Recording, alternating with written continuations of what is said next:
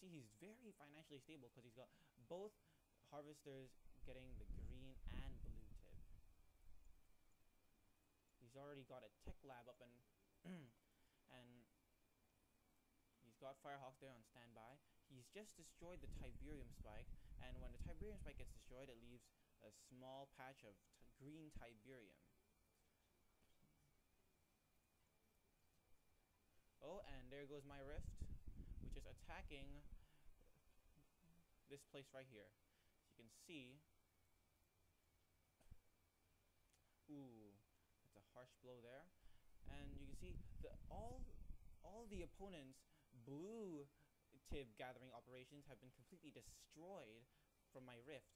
I placed this lightning spike right over here just to peel off the shroud a little bit and see what else is going on. So, in fact, if you can see that Jinboy, the person that moved this MCV to the blue Tiberium field first, he has moved this MCV back here, covering his friend's build space, while he should have moved back to where he started, so he wouldn't interfere with his friend's building space. So as you can see, his ground assault army is still on standby, and there's a sonic emitter, which is an advanced base defense. Oh, as you can see there, Jinboy's own Tiberium spike has been captured by my teammate. Oh, looks like the enemy team has somehow peeled off the shroud off here. You can see that flashing beacon over there. He's sending out something. Oh, he's sending out an Orca Strike. Oh, that did quite a number to his army. But nothing a little War Factory droning can fix. So what does the enemy seen so far? He's seen a giant ground assault army. He's seen my annihilated tripods, but the shroud didn't peel back enough to see my other gravity stabilizer, as you can see right over here. So as you can see, the pink player has captured this expansion point, which gives him access to more ground control.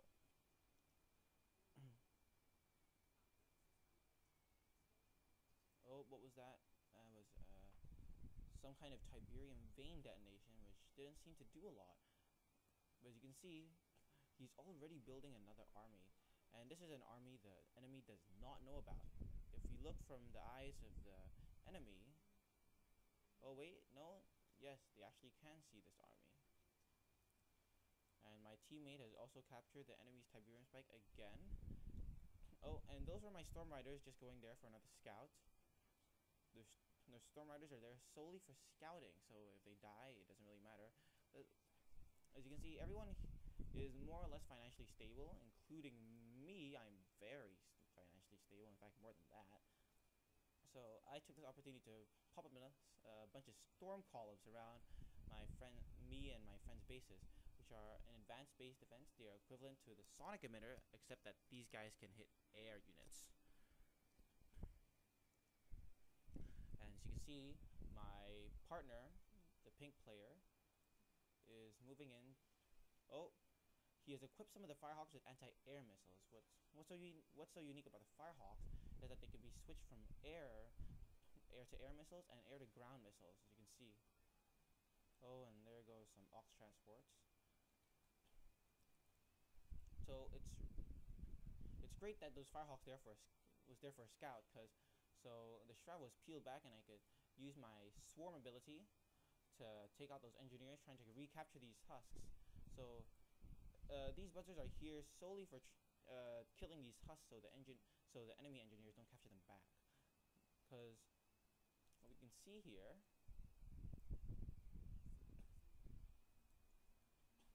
is that because Jinboy focused all his operations on this crowded place here and I rifted it, most of his key structures are gone, so he's gonna have to build them all over again. He still has an airfield over here though he's not building anything. He still has some barracks which we can use to make rocket squads if he was smart enough. There's his war factory over there, and there's my rift. Now what's so interesting about all the three super weapons is that they peel back a bit of shroud. so you can see what the opponents are doing. But you can't really see anything here. If you look, if I were to put my rift right next to my drone platform, he would be able to see what I have and where my weak spots are. So putting it isolated next to almost nothing is pretty good. That's a good strategy that could be implied. And there goes my partner, the pink player, also known as Pepe0410. He's sending out his massive army consisting of juggernauts, zone troopers, rifleman squads. Oh, my mastermind, predator tanks, pit bulls, the whole lot. And here's the blue player. He was the guy who was spamming raider buggies and venoms, but it didn't go too well for this guy here. As you can see now, Pepe0410 is tearing up the Nod player's base right here.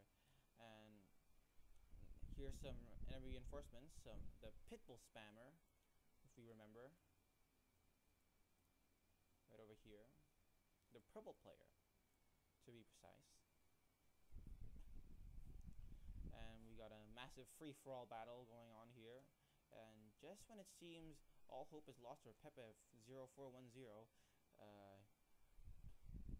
mammoth tanks start rolling in with more infantry and even juggernauts. So there goes the enemy's ground assault army, but the venoms are still there.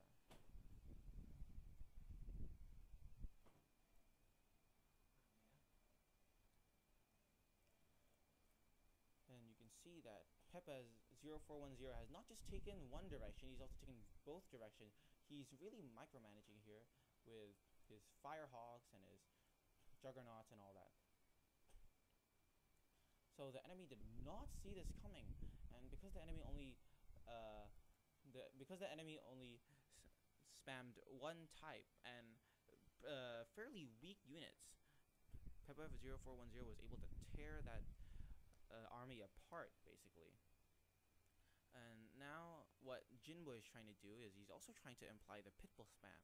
So what's troubling over here is that the enemy has spammed a lot of tier 1 units, while my team has already got on to tier 3. As you can see there, he's sending out more of his firehawks. I still have my annihilator tripod, my force field army, if you like. I still have them on standby just in case they need me. Let's go to the... As you can see, his army is not going so well. And here's Pepe0410 with his firehawks. Let's see what he's hitting. No, he's not really hitting anything. He's just scouting. He's just peeling off the shroud. He just wants to see what the enemy has in store. If we go from the eyes of my team, right here, you can see that he's peeled off quite a lot of shroud. There's his firehawks over there. So pretty much he's got this all wrapped up for one of the teams, and something surprising is gonna happen in store. Wait till you see what I'm gonna do later. So as you can see, my team, the pink player has expanded all the way here, and the red player expanded all the way over here, which gives him access for his units to go through this side, intercepting the enemy here. So while the pink player goes through here, the red player can go through here, doing a scissor formation almost. And here are my storm riders just standing by. I'm staying quite clear away because these are anti-air units. They're just over there scouting again and peeling off the shroud.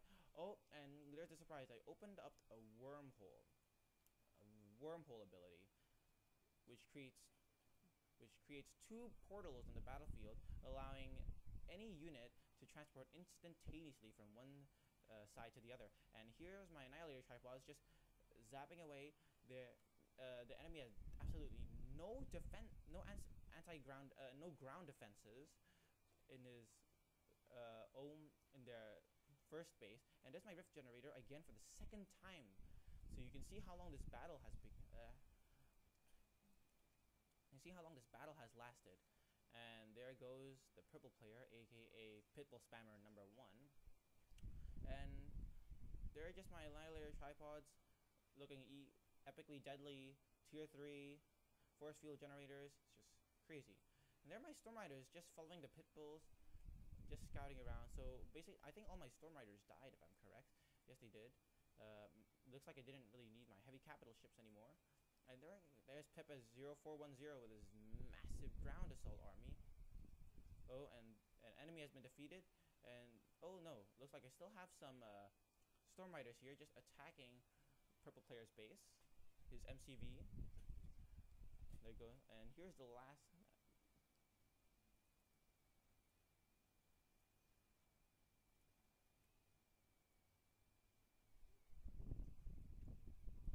Oh, and apparently the purple player has actually built an ion cannon control center, but never had a chance to put it because we already attacked. And that's a wrap up, folks. And after each game, stats are shown right here. So the last 3 here, these are my teammates. So there's me with my units. I didn't build a lot of units. I mainly built Storm Riders and scouted.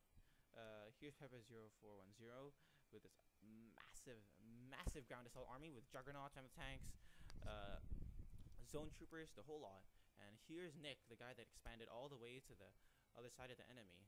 So as you can see, the structures that we've built, Jinboy didn't really build a lot of structures there. There's the tier 1 spammer, the one with the venoms and raider buggies. Didn't go so well for him. And here's the purple player, aka Pitbull Spammer. He also didn't build a lot of structures. So one of the mistakes that the enemy team did was that they spammed tier 1 units. They didn't really bother tiering up to tier 2 or tier 3. So here are the resources. There's Peppa 0410. Great resource gathering to go with a great ground assault army. And there's me, second over there. And there's my other teammate. So here are the stats. So as you can see, Jinboy, the guy that moved his MCV to the blue tip field in the first place, his favorite unit was a Pitbull. And here's the purple player, aka Pitbull Spammer. His favorite unit was also a Pitbull. And here was Funsta, the blue player, the guy that was spamming Raider Buggies and Venoms, the tier 1. And there's me. My favorite unit was the Storm Rider, and I constantly built those just to scout the enemy base. So, but if you notice, the enemy did not make any attempt to scout our base. So there's another mistake that they did. No scouting. And there's Peppa 0410, Zone Trooper, and as their favorite unit, and Nick 834, Missile Squad, the favorite unit. And it's summarized together in Team 1, Team 2. And that's a wrap. More videos coming on. This is CNC Fanatic. Hope you enjoyed this video.